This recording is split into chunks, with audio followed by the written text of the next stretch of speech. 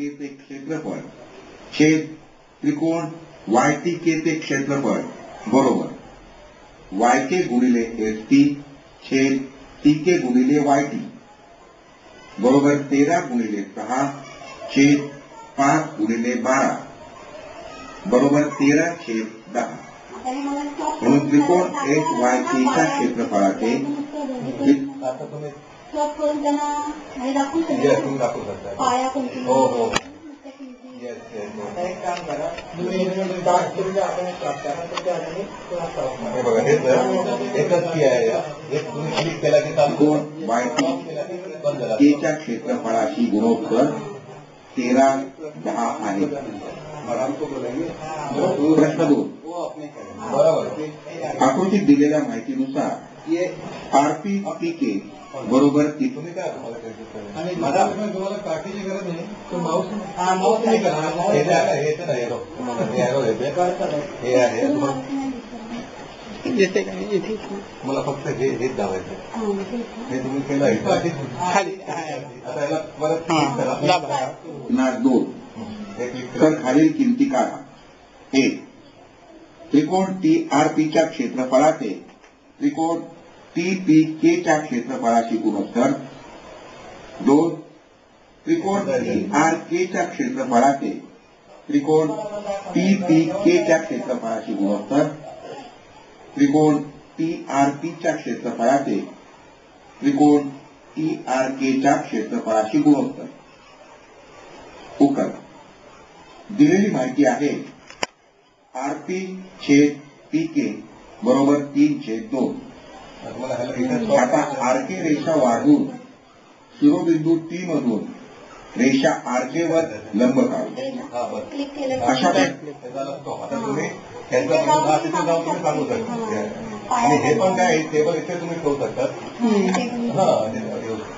तुम्ही एका साईडला बसून बसून तिथे माऊस हे आर पी आहे हे पी के आहे तसं तुम्ही दाखवू शकता. पी क्यू लंब आर के काढला. आता आपण त्रिकोण टी आर पी च्या क्षेत्रफळाचे त्रिकोण टी पी के च्या क्षेत्रफळाशी असलेले गुणोत्तर काढू. त्रिकोण टी आर पी चे क्षेत्रफळ छेद त्रिकोण टी पी के चे क्षेत्रफळ बरोबर पी आर छेद पी के बरोबर 3/2 कारण ते समान उंचीचे त्रिकोण आहेत. म्हणून त्रिकोण टी आर पी च्या क्षेत्रफळाचे त्रिकोण टी पी के च्या क्षेत्रफळाशी असलेले गुणोत्तर बरोबर 3/2 आहे. 2 आता आपण त्रिकोण टी आर के च्या क्षेत्रफळाचे त्रिकोण टी इथून हे एस्केप आणि ते झालं इथून बॅग जायचं पाठ आलं ते जो पाहिजे तर समजा भौमितिक रचनामध्ये सेम कॅप्चर आलं ते चालू झालं इथून याला प्रकरण 3 सुरुवात भौमितिक रचना. या प्रकरणात आवाज तुमचा तुम्हाला आपण त्रिकोण व वर्तुळ यांचे आवाज बंद करा. तुम्ही समजू शकता आकृती का तुम्ही समजू शकता फक्त त्याला आवाज पाहिजे तुम्ही आवाज करा. आपण काही मूलभूत भौमितिक रचनांची उजळणी करूया. सर्वप्रथम दिलेल्या रेषाखंडाचा लंब दुभाजक कसा काढायचा. 4 सेंटीमीटर लांबीच्या रेषाखंड एबीचा लंब दुभाजक काढा. आता आपण रचना करायला सुरुवात करूया. 4 सेंटीमीटर लांबीचा रेषाखंड ए बी काढा. रेख ए बीच्या निम्म्यापेक्षा जास्त अंतर कंपासच्या 2 टोकांमध्ये ठेवू. एक केंद्र मानून त्यावर कंपासाचं पोलारी टोक ठेवून रेख ए बीच्या दोन्ही अंगांना कंस काढा. आता तेच अंतर कंपासमध्ये ठेवून कंपासचं पोलारी टोक बी बिंदूवर ठेवून आधी काढलेल्या कंसांना छेदणारे कंस काढा. कंसाच्या छेदन बिंदूला पी आणि क्यू अशी नावं द्या. आता पी आणि क्यू बिंदूतून जाणारी रेषा काढा. अशा प्रकारे रेषाखंड एबीची लंबदुभाजक रेषा पी क्यू काढली. 2. कोणत्याही कोनाचा कोन दुभाजक कसा काढायचा. उदाहरण, कोन पी क्यू आर हा कोणत्याही मापाचा कोन काढून त्याचा कोन दुभाजक काढा. आता आपण प्रत्यक्ष रचनेला सुरुवात करूया. कोणत्याही मापाचा कोन पी क्यू आर प्रथम काढा. कंपासच्या 2 टोकांमध्ये योग्य अंतर ठेवून त्याचं पोलादी टोक क्यू बिंदूवर ठेवा. आता किरण क्यूपी आणि किरण क्यू आर ला छेदणारे कंस काढा. छेदन बिंदूंना अनुक्रमे ए आणि बी अशी नावं द्या. आता त्याच त्रिज्येने ए केंद्रात पोलादी टोक ठेवून कोनाच्या अंतर्भागात एक कंस काढा. नंतर पोलादी टोक बी केंद्रावर ठेवून आधीच्या कंसाला छेदणारा कंस काढा. छेदन बिंदूला एस असं नाव द्या. किरण क्यू एस काढा. अशा प्रकारे कोन पी क्यू आर चा कोन दुभाजक किरण क्यू एस काढला. आपल्याकडे साहित्य नसेल तरी आता तिथून आपण डायरेक्ट वापरू शकतो. 3. रेषेवरील दिलेल्या बिंदूतून त्या रेषेला लंब असणारी रेषा कशी काढता येईल. आता आपण एक उदाहरण पाहू. रेषा पी क्यू काढा. रेषेवर कोठेही एक आर बिंदू घ्या. आर बिंदूतून जाणारी आणि रेषा पी2 ला लंब असणारी रेषा काढा. आता आपण रचनेला सुरुवात करू.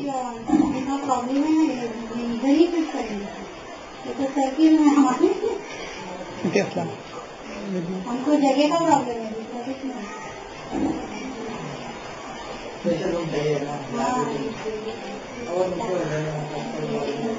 प्रकरण 2. जादू रासायनिक अभिक्रियांची. या पाठात आपण रासायनिक समीकरणे आणि रासायनिक अभिक्रियांचे प्रकार यांचा अभ्यास करणार आहोत. प्रिय विद्यार्थी मित्रांनो, आपल्या दैनंदिन जीवनात आपण काही तात्पुरते म्हणजे भौतिक आणि काही कायमस्वरूपी म्हणजे रासायनिक बदल प्रत्यक्षात अनुभवतो. पुढील तक्त्यामध्ये दिलेल्या बदलांचे भौतिक बदल व रासायनिक बदल या गटांमध्ये वर्गीकरण करा. घटना, भौतिक बदल, रासायनिक बदल.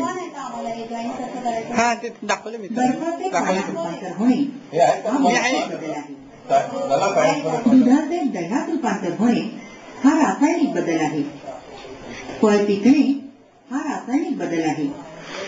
वाफेचे संघनन होणे हा भौतिक बदल आहे. तुमची श्वसन प्रक्रिया हा भौतिक बदल आहे.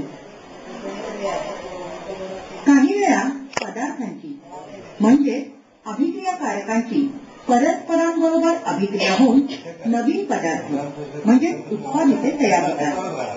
पण काही ठराविक स्थिती निर्माण केल्यावर मूळ पदार्थ अभिक्रियाकारके पुन्हा मिळवता येतात. यांना तात्पुरता बदल किंवा भौतिक बदल असं म्हणतात. पण जेव्हा अभिक्रियाकारकांचं रूपांतर कायमस्वरूपी उत्पादकांमध्ये होतं म्हणजे पूर्णतः नवीन पदार्थांमध्ये होतं तेव्हाच रासायनिक बदल घडून येतो. आंबा पिकणे हा रासायनिक बदल आहे. जेव्हा रासायनिक बदल घडून येतो तेव्हाच रासायनिक अभिक्रिया घडून येते. पुढील कृती करून पहा. चिनी मातीच्या बशीमध्ये 1 चमचा पूर्ण भरून तांब्याचा चुरा घ्या. त्याला भरपूर उष्णता द्या. तुम्हाला काय बदल आढळून आला?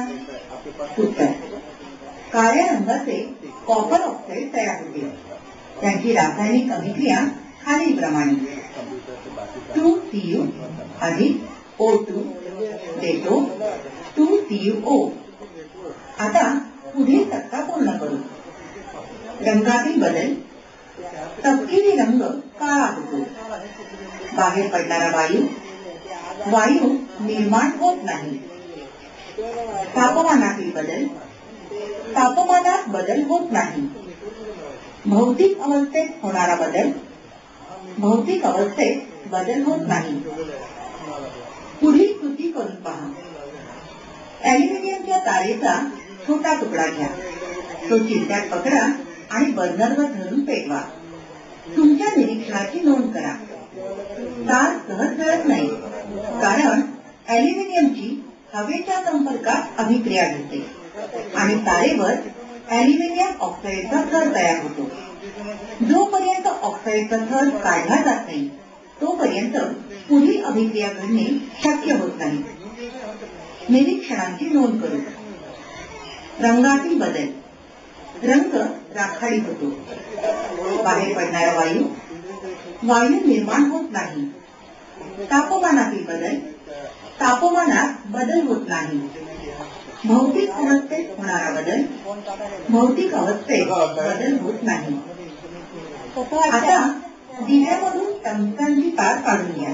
ही वेगवेगळ्या सब्जेक्ट आहे दुसरं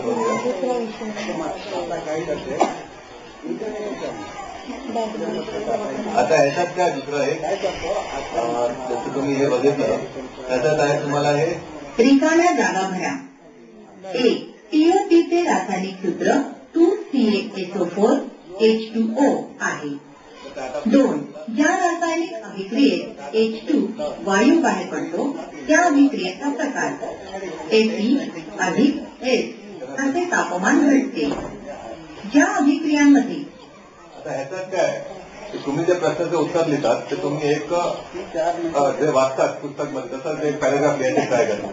इथे तुम्हाला काय करायचं 1, 2, 3 असं पॉईंट लिहायचे. पॉईंट व्हायचे. प्रथम एक सेकंड पॉईंट थर्ड पॉईंट तसं लिहिणार तर तुम्हाला मार्क पूर्ण मिळणार एक्झाम मध्ये. तर हे ह्याचं त्याप्रमाणे त्याचं प्रश्नाचं उत्तर दिले आहे. हे पण चालू केलं त्या अभिक्रियांना उष्माग्राही अभिक्रिया असे म्हणतात. 3. रेडॉक्स अभिक्रिया. उत्तर. पूर्ण दळा रिव्हिजन करू शकता. तुम्ही काय शिकले पूर्ण पाठात त्याचं समरी हे काय तर हे 4 पॉईंट आहे. एक्झामच्या वेळी फक्त बघून गेले 5 मिनिटात 10 मिनिटात तर पूर्ण धडा त्यांना लक्षात